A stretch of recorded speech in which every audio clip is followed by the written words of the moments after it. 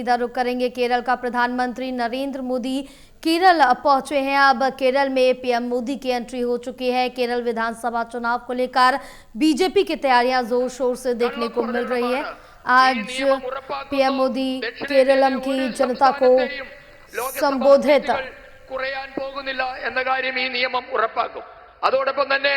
കോൺഗ്രസിന്റെ നേതാക്കന്മാരെ, ഇടതുപക്ഷത്തിന്റെ നേതാക്കന്മാരെ, ഇന്ത്യ സഖ്യത്തിന്റെ നേതാക്കന്മാരെയൊക്കെ ഞങ്ങൾ ചർച്ചയ്ക്ക് വിളിച്ചിട്ടുണ്ട്. അവർ വരുമെന്നാണ് ഞങ്ങൾ പ്രതീക്ഷിക്കുന്നത്. അവരോട് നിങ്ങളും പറയണം, എതിർപ്പില്ലാതെ ഈ നിയമം പാസാക്കണം. കഴിഞ്ഞ 40 വർഷമായി ഈ നിയമം നമ്മുടെ പാർലമെന്റിന്റെ വിവിധ ഇടങ്ങളിലായി കുടുങ്ങിക്കിടക്കുകയാണ്, തടസ്സപ്പെട്ട് കിടക്കുകയാണ്. ഇനിയും അത് തടസ്സപ്പെടാൻ അനുവദിച്ചുകൂടാ. അതുകൊണ്ട് ഈ രാജ്യത്തെ എല്ലാ കക്ഷികളോടും 16, 17, 18 अप्रैल को संसद फिर से मिलने वाली है। आपको पता है क्यों मिलने वाली है?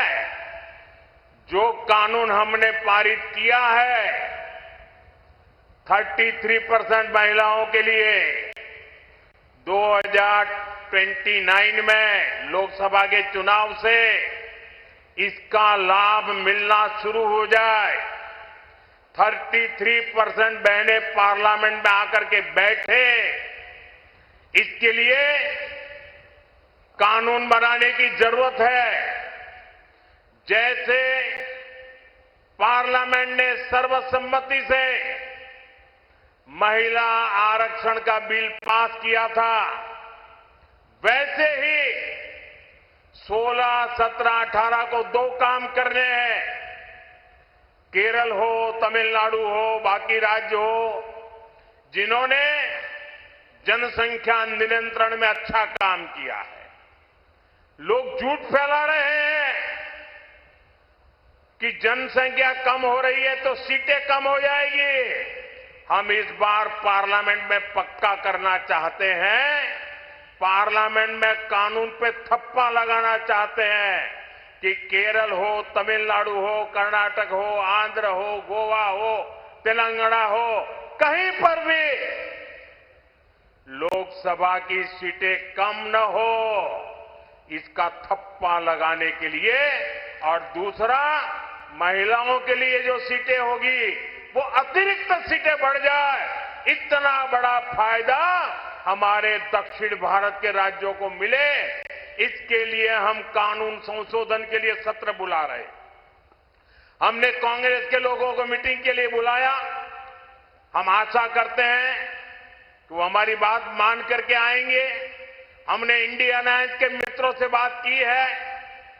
आप भी लोगों को बताइए, कांग्रेस के लोगों को बताइए, एलडीएफ के लोगों को बताएं कि महिलाओं के अधिकार का एक कानून निर्विरोध पास होना चाहिए।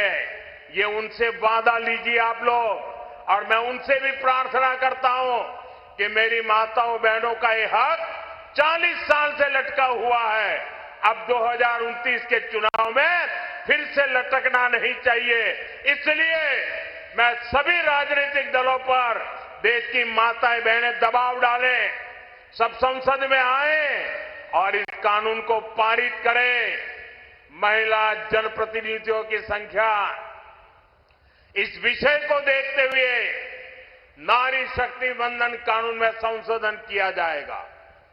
यह आवश्यक है कि ये संशोधन सर्वसम्मति से पास हो, ताकि साल 2029 में होने वाले चुनाव में ही इसका लाभ हमारी माताओं बहनों को मिलना शुरू हो जाए।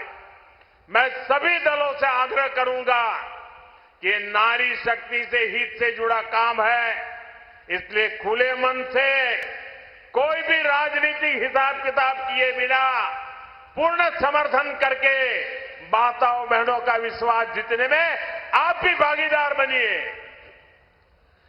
പ്രിയപ്പെട്ടവരെ, നമ്മുടെ രാജ്യത്ത് രാഷ്ട്രീയത്തിൽ സ്ത്രീകൾക്ക് 33% സംവരണം ഏർപ്പെടുത്തിയത് നമ്മുടെ സർക്കാരാണ്.